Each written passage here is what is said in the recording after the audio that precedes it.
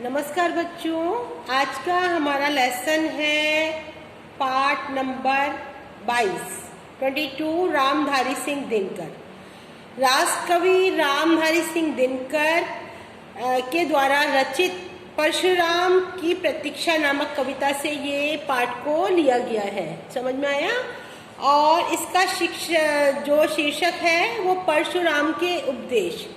जब क्या हुआ था कि भारत पर चीन के आक्रमण हुआ था, उसके बाद में कवि ने भारत के देशवासियों को संबोधित करते हुए इस कविता की रचना की थी। कविता ने भारतीयों को स्वतंत्रता का महत्व समझाया और उन्हें हर कीमत पर अपनी स्वतंत्रता को बरकरार रखने के लिए प्रेरित किया। और उन्होंने कहा कि जो अहिंसा के मार्ग पर तो योगी और जो बैरागी होते हैं उनके लिए वो ठीक रहता है, लेकिन आम लोगों के लिए जो है वो क्या है कि उसको स्वतंत्रता की ओर लेकर जाता है। अगर उनमें जोश है, उनमें ताकत है, तो वो हम स्वतंत्रता की ओर पहुंचते हैं। इसके लिए चाहे हमें अपनी गर्दन भी क्यों ना कटवानी पड़े।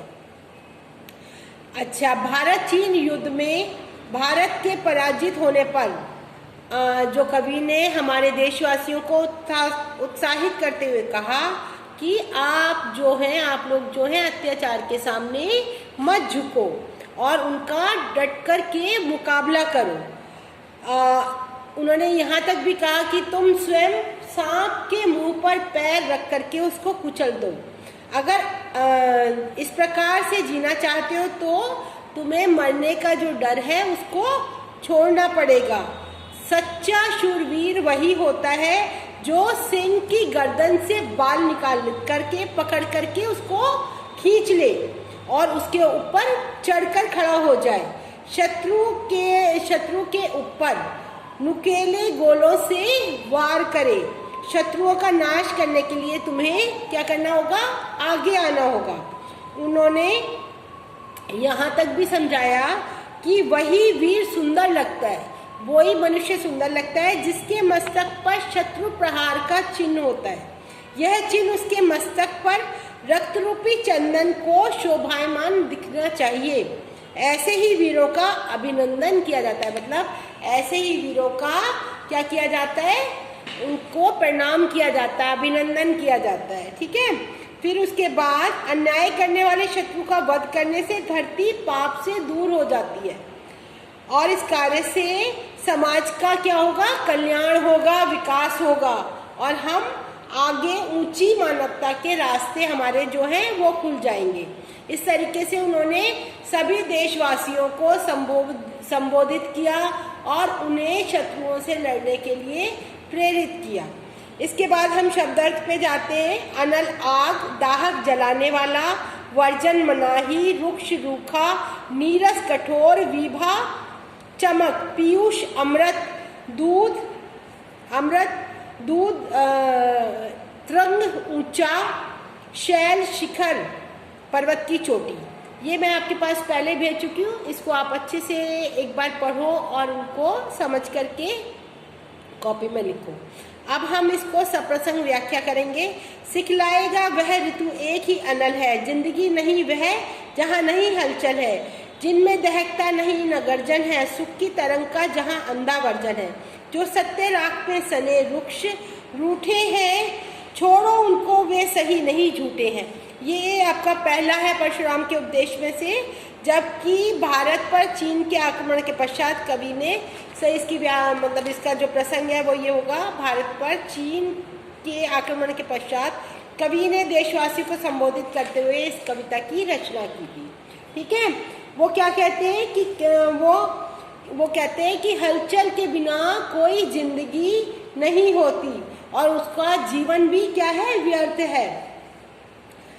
हलचल, दहकता और गर्जन, ये तीनों ही क्या है? वीरता के लक्षण हैं। और जो जिसमें ये वीरता के लक्षण होते हैं वही जीवन का सत्य है। और कवि इसमें क्या कहते हैं कि कवि जो है सत्य रूपी शक्ति को ढूंढने के लिए प्रेरित करता है। मतलब वो ये कहते हैं जो झूठे लोग हैं उन्होंने सच्चाई को ढक दिया है।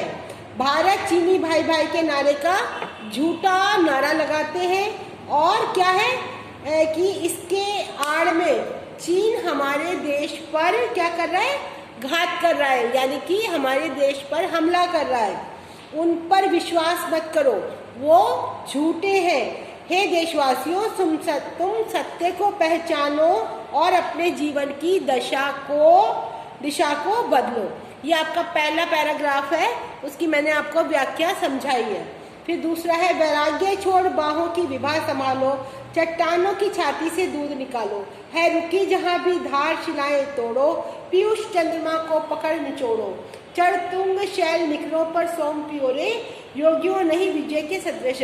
उन्होंने कहा है कि हे देशवासियों, ये वैराग्य को आप छोड़ दो, ये आपके लिए नहीं है। हमें तो दुश्मन की ईंट से ईंट को बजाना है, ठीक है। अपनी जो बाजुओं में इतनी शक्ति पहचानो उसको कि और उन्होंने कहा कि अपनी बाजुओं की शक्ति को पहचानो। और क्या कहा उन्होंने कि बंदूकें उठाओ, बंदूकें उठाकर कठिन परिस्थितियों में अपना मार्ग को ढूंढो। मतलब हमें हर हाल में आज़ाद रहना है, आज़ादी चाहिए हमें। उसके लिए चाहे हमें कितना भी परिश्रम करना पड़े, चाहे हमें कितना भी लड़ना पड़े, चाहे हमें कितने भी घाव लगे, लेकिन हम अपनी आज़ादी को छोड़ नहीं सकते। फिर उन्होंने कहा कि योगी जो ध्यान में रहते हैं या अहिंसा की बात करते हैं, वो तो सांसारिक मोह से दूर होते हैं, उनके पास विजय की कोई लालसा नहीं होती। वो अपने धीरे धीरे अपने उनका जो है जो वीर जो होते हैं, जो हिम्मत वाले होते हैं, वो ही अपने कर्तव्य के पथ पर तिरंगे को फहराते हैं, विजय पताका को फहराते हैं, ठीक है। फिर अगला है, छोड़ो मत अपनी आन शीस कट जाए, मत झुको आने पर भले व्योम फट जाए। 2 बार नहीं यमराज खंड धरता है, मरता है जो एक ही बार मरता है। तुम स्वयं मरण के मुख पर चरण धरो रे, जीना हो तो मरने से नहीं डरो रे। उसमें कहते हैं कि हे देशवासियों, अपनी शान मान आन को हमें नहीं छोड़ना चाहिए। हमें अपनी स्वतंत्रता को किसी भी कीमत पर दांव पर नहीं लगाना चाहिए। देश की रक्षा करते हुए चाहे हमारा सर क्यों ना कट जाए, चाहे हम मर क्यों ना जाए, अन्याय और अनीति के आगे हमें कभी भी झुकना नहीं चाहिए। चाहे आकाश फटे, चाहे कितनी भी भारी मुसीबत पड़े, चाहे पहाड़ टूटे, अन्याय की किसी भी बात को हमको नहीं मानना चाहिए। मौत तो एक बार ही आती है और यमराज जो है गर्दन से पकड़ करके ले जाते हैं।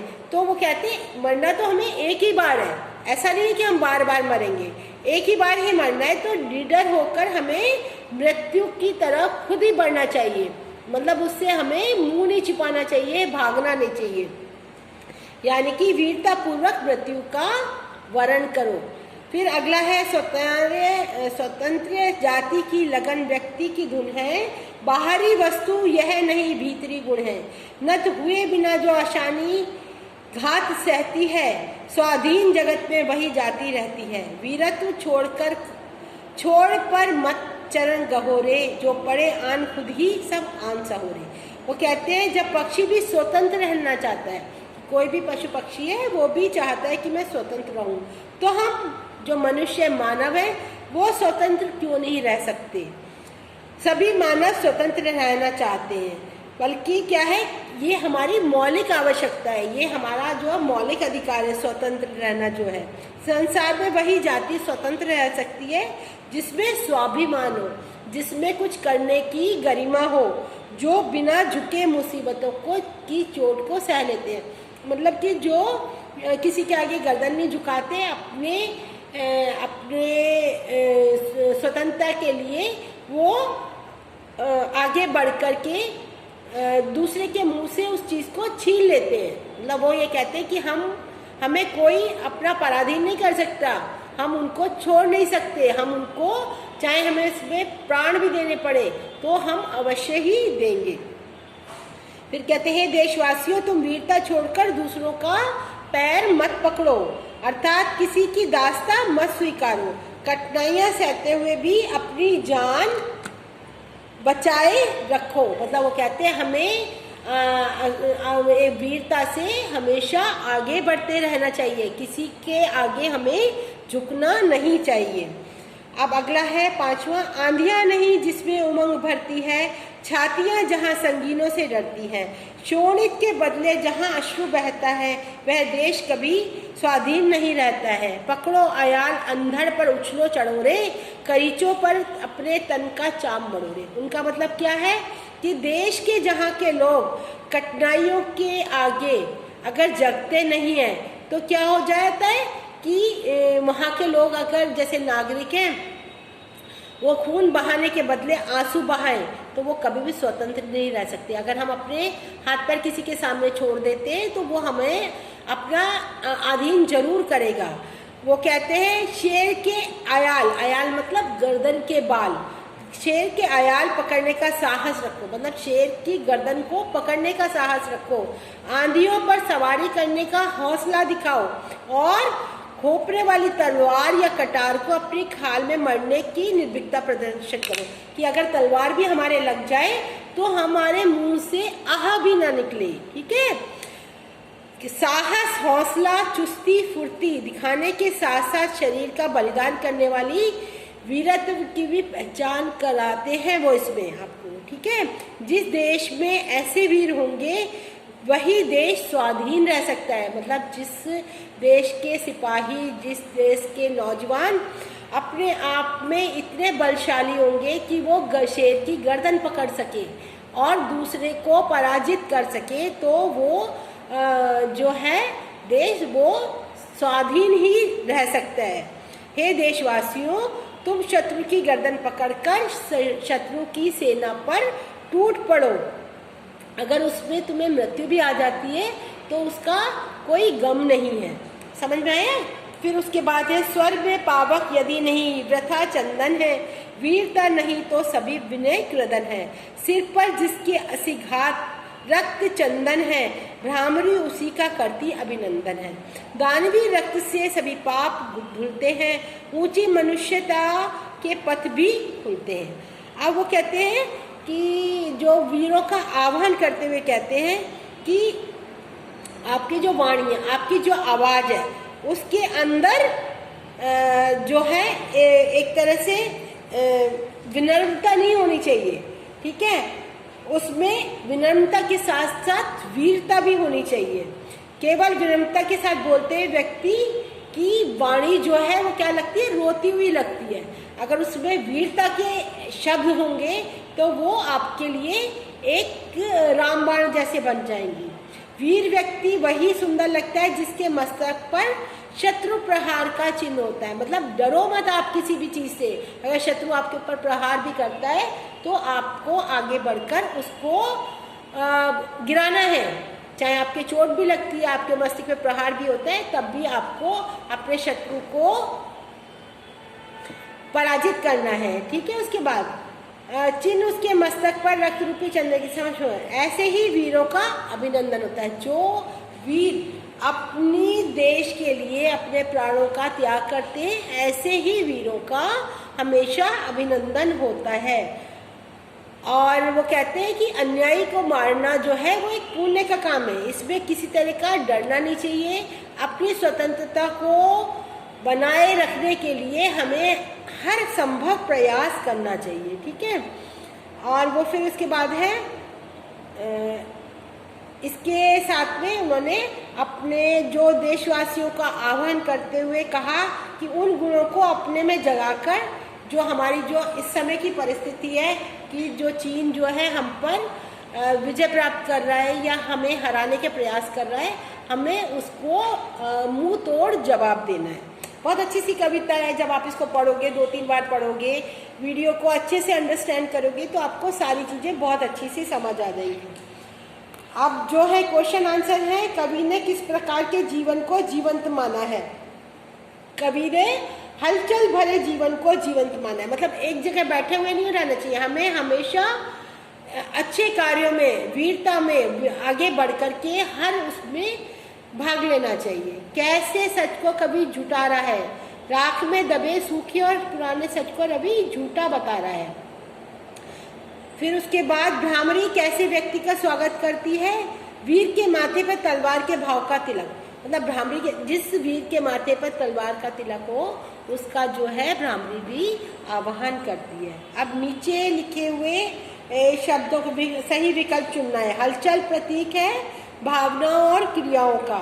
मनुष्य में दाहकता तब उभरती है जब वह क्या होता है, क्रोधित हो जाते हैं। कब आती है गुस्सा, कब आता है अग्नि, कब जलती है, जब हम बहुत गुस्सा हो जाते हैं। जो सत्य राख में सने, काव्य पंक्तियों में राख प्रतीक है किसकी, झूठ की। उसके बाद में है वैराग्य छोड़ बाहों की विभा संभालो। पंक्ति में कवि किसे संबोधित कर रहे हैं, कर्मवीरों को। वो कहते हैं हमें योगी नहीं बनना है, हमें तो अपनी भुजाओं पर ध्यान देना है, हमें इन भुजाओं को प्रयोग करके दुश्मन को मार गिराना है। रुकी जहां भी धार प्रतीक है मार्ग में आने वाली बाधाओं का। मरण के मुख पर चरण धरोरे, ये क्या है, ये क्या है, जान हथेली पर रखना। मरण के मुख पर चरण धरोरे यानी कि मरने के पथ पर आगे बढ़ो, यानी कि जान हथेली में रखना। ये मुहावरे, उसका उत्तर आपको बताना है। फिर उसके बाद है सही गलत बताना है। इसमें स्वतंत्र रहना मनुष्य का भीतरी गुण है। जगत में वह जाति स्वतंत्र नहीं हो सकती जो अन्याय का विरोध नहीं करती, दूसरों के आगे क्या झुकती है। समझ में आया, झुककर अन्याय के कोड़े सहती जाती है और झूठ नहीं बोलती। जगत में वह जाति स्वतंत्र कभी नहीं हो सकती जो झुककर अन्याय के कोड़े सहती है और कुछ नहीं बोलती। वीरों में उमंग तब उठती है, कब उठती है, जब शत्रु सेना को वो अपनी ओर आते हुए देखते हैं। अब ये भी नेक्स्ट है 22.4 का। कवि के अनुसार स्वर में पावक होना इसलिए आवश्यक है क्योंकि स्वर में क्या आ जाती है, ओज आ जाती है। मस्तक पर रक्त रूपी चंदन उनको शोभित करता है जो वीरता पूर्वक युद्ध करते हैं। छोटे छोटे से सारे वो हैं, मल्टीपल चॉइस क्वेश्चंस हैं, इसको आप अच्छे से लर्न करोगे तो हो जाएगा। आसन भूत से कवि का तात्पर्य है आने वाला समय। नव उषा सी विजय हमारी का अर्थ है आज़ादी से मिलना। ये मैंने आपको सारा कंप्लीट करा दिया 22.5 तक। फिर सूर्य की किरणें हमें किस प्रकार शक्ति देती हैं, सूर्य के प्रकाश से हमें ऊर्जा और शक्ति मिलती है। दानवी रक्त से पाप भूलने की कल्पना कवि ने क्यों की है, दानवी रक्त से पाप भूलने की कल्पना कवि ने की है क्योंकि जो अन्यायी पुरुष होता है या व्यक्ति होता है वो पाप करके पूरे वातावरण को दूषित कर देता है। ऐसे व्यक्ति की हत्या से जो खून बहेगा उसी के द्वारा जो है पाप खत्म हो जाएंगे, पाप धुल जाएंगे। ये मैंने ऑलमोस्ट आपको सब कुछ कंप्लीट करा दिया है। अब इसको आप अच्छे से समझो, समझ करके एक एक जो ये है प्रसंग की व्याख्या, प्रसंग सहित व्याख्या एक एक पैरे की, उसको आप अपनी कॉपी में आराम से करो। कोई परेशान होने की या डरने की बात नहीं, बहुत अच्छी सी कविता है। मैंने आपको एक एक पद इसका जो है पद्यांश का समझा दिया है मैंने बहुत अच्छी तरीके से, ठीक है। अगर फिर भी कोई प्रॉब्लम होती है तो आप मुझे कॉल कर सकते हैं या मैसेज कर सकते हैं। Okay, bye bye, see you, have a good day.